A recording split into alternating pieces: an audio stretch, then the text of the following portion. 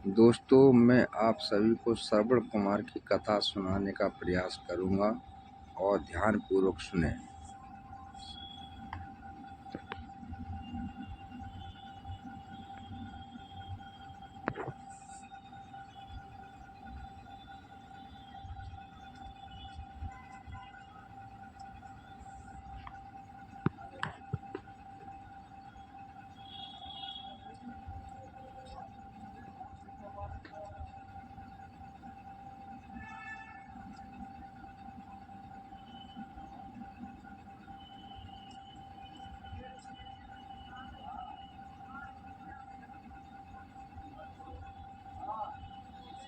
पौराणिक युग में शांतनु नामक एक सिद्ध साधु थे। इनकी पत्नी भी एक सिद्ध धर्म परायण नारी थी। कहानी उस समय की है जब शांतनु और उनकी पत्नी बहुत वृद्ध हो चुके थे और उनकी आँखों की रोशनी भी चली गई थी। इन दोनों का एक पुत्र था जिसका नाम था श्रवण कुमार। श्रवण कुमार बहुत ही सरल स्वभाव का व्यक्ति था। माता पिता के लिए उसके मन में बहुत प्रेम एवं श्रद्धा भी। वो दिन रात अपने माता पिता की सेवा करता था। अपने माता पिता का बच्चों की तरह लालन पालन करता था। उसके माता पिता भी स्वयं को गौरवशाली महसूस करते थे और अपने पुत्र को दिन रात हजारों दुआएं देते थे। कई बार दोनों एक दूसरे से कहते कि हम कितने धन्य हैं कि हमें श्रवण जैसा मातृभक्त पुत्र मिला, जिसने स्वयं के बारे में न सोचकर अपना पूरा जीवन वृद्ध नेत्रहीन माता पिता की सेवा में लगा दिया। उसकी जगह कोई अन्य होता तो विवाह के बाद केवल स्वयं का हित सोचता और बूढ़े नेत्रहीन माता पिता को कहीं छोड़ आता और खुशी से अपना जीवन यापन करता। जब ये बात श्रवण ने सुनी तो उसने माता पिता से कहा कि मैं कुछ भी भिन्न नहीं कर रहा हूँ, यह मेरा कर्तव्य है। जब मैं छोटा था तब आपने मुझे इससे भी ज़्यादा अच्छा जीवन दिया और अब मुझे यह सौभाग्य प्राप्त हुआ है कि मैं आपकी सेवा करूं। आप दोनों जो भी इच्छा रखते हैं मुझसे कहें, मैं उन्हें अवश्य पूरा करूंगा। तब शांतनु और उसकी पत्नी कहते हैं, पुत्र श्रवण, हम दोनों की आयु बहुत हो चुकी है। अब जीवन कोई भरोसा नहीं, किसी भी समय हमारी आंखें बंद हो सकती हैं। ऐसे में हमारी एकमात्र इच्छा है, हम तीर्थ यात्रा करना चाहते हैं। क्या तुम हमारी यह इच्छा पूरी कर सकते हो? श्रवण कुमार अपने माता पिता के चरणों को पकड़कर अत्यंत प्रसन्नता के साथ कहता है, हाँ पिताश्री, यह तो मेरे लिए परम सौभाग्य की बात होगी कि मैं आप दोनों की इच्छा पूरी करूं। श्रवण अपने माता पिता को तीर्थ करवाने हेतु एक कांवड़ तैयार करता है, जिसमें एक तरह शांतनु एवं दूसरी तरफ उनकी पत्नी बैठती है और कांवड़ के डंडे को अपने कंधे पर लाद कर यात्रा शुरू करता है। उसके हृदय में माता पिता के प्रति इतना स्नेह है कि उसे उस कांवड़ का लेश मात्र भी भार नहीं लगता। अपने पुत्र के इस कार्य में माता पिता का मन प्रसन्नता से भर उठता है और वे पूरे रास्ते अपने पुत्र श्रवण को दुआएं देते चलते हैं।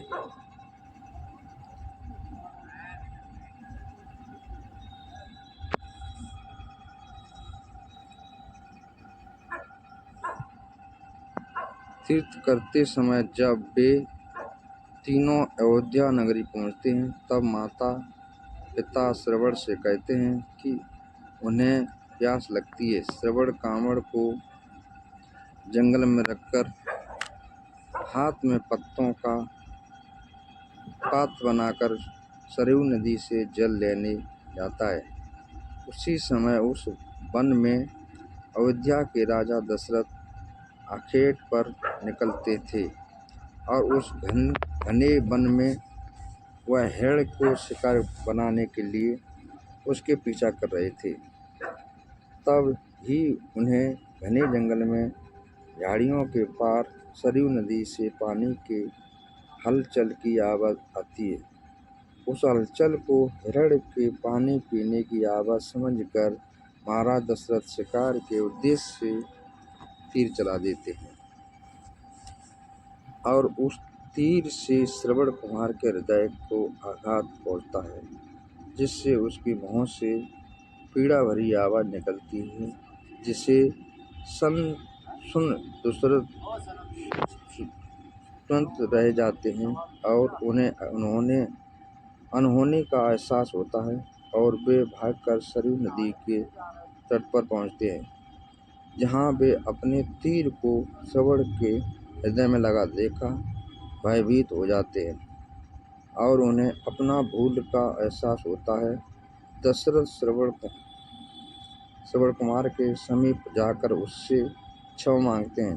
तब अंतिम सांस लेते श्रवण कुमार महाराज दशरथ को अपने वृद्ध नेत्रहीन माता पिता के बारे में बताता है और कहता है कि वे प्यासे हैं, उन्हें जाकर पानी पिला दो, और उसके बाद उन्हें मेरे बारे में कहना। और इतना कहकर श्रवण कुमार मृत्यु को प्राप्त हो जाता है। भारी हृदय के साथ महाराज दशरथ श्रवण के माता पिता के पास पहुंचते हैं और उन्हें पानी पिलाते हैं। माता पिता अश्चर्य से पूछते हैं, उनका पुत्र कहाँ है? वे भले ही नेत्रहीन हो, पर वे दोनों अपने पुत्र को आहट से समझ लेते हैं। माता पिता के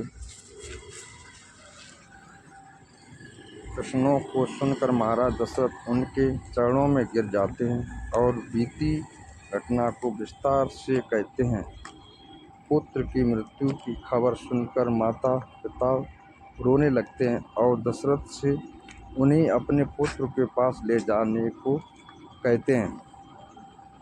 महाराज दशरथ कांवड़ उठाकर उन दोनों माता पिता को श्रवण के शरीर के पास ले जाते हैं। माता पिता बहुत जोर जोर से विलाप करने लगते हैं। उनके विलाप को देखकर महाराज दशरथ का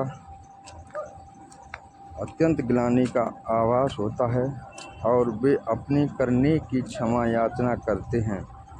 लेकिन दुखी पिता शांतनु महाराज दशरथ को श्राप देते हैं कि जिस तरह मैं शांतनु पुत्र वियोग में मरूंगा, उसी प्रकार तुम भी पुत्र वियोग में मरोगे। इतना कहकर दोनों माता पिता अपने शरीर को त्याग मृत्यु को प्राप्त हो जाते हैं। महाराज दशरथ श्राप मिलने से अत्यंत व्याकुल हो जाते हैं और कई वर्षों बाद जब उनके पुत्र राम का राज्याभिषेक होता है, तब माता कैकेयी के वचनों के कारण राम, सीता और लक्ष्मण को 14 वर्ष का वनवास स्वीकार करना पड़ता है और इस प्रकार महाराज दशरथ की मृत्यु भी पुत्र वियोग में होती है। अपने अत्यंत दिनों में उन्हें शांतनु के कहे शब्द याद आते हैं और वे राम के वियोग में अपना शरीर त्याग देते हैं।